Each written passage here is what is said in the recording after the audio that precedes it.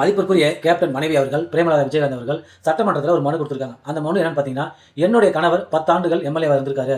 இப்போ அவர் இறந்து விட்டார். அதனால அவருக்கு வர வேண்டிய பென்ஷன் தொகையை 5,000 எவ்வளோ கொடுப்பாங்க, அந்த பென்ஷன் தொகையை எனக்கு கொடுக்குமாறு ஒரு மனு கொடுத்துருக்காங்க.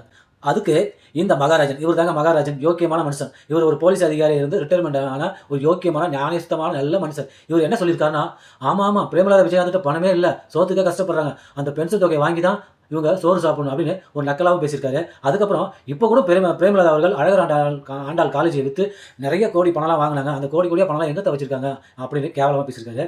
நான் என்ன கேட்குறேன்னா, நீங்கள் கூட தான் ஒரு போலீஸ் அதிகாரி ரிட்டையர்மெண்ட் ஆனாலும் நீங்கள் மாதம் பென்ஷன் தொகை வாங்கல, ஏன் நீங்கள் நல்லவராக இருந்தால் அந்த பென்ஷன் தொகை எனக்கு தேவையில்லை, அது ஏழைங்களுக்கு கொடுங்க அப்படின்னு சொல்லுங்க பார்ப்போம். என்னோட கேள்வி என்னன்னா, இங்கே 15,000 கேப்டனுக்கு வர வேண்டிய 15,000 பென்ஷன் தொகை பிரேமலதா விஜயகாந்த் வாங்கினாலும் அந்த பணத்திலையும் கேப்டன் ஆலயத்தில் இல்லாத ஏழைங்களுக்கு சாப்பாடு தான் ஆக்கி போடுவாங்க, தன்னுடைய வீட்டு செலவு வச்சுக்க மாட்டாங்க. அதனால் கேப்டனை பற்றியோ கேப்டன் கட்சி பற்றியோ கேப்டனுடைய மனைவியார் பற்றியோ இங்கே பேசுறதுக்கு தமிழ்நாட்டில் எவனுக்குமே தகுதி கிடையாது.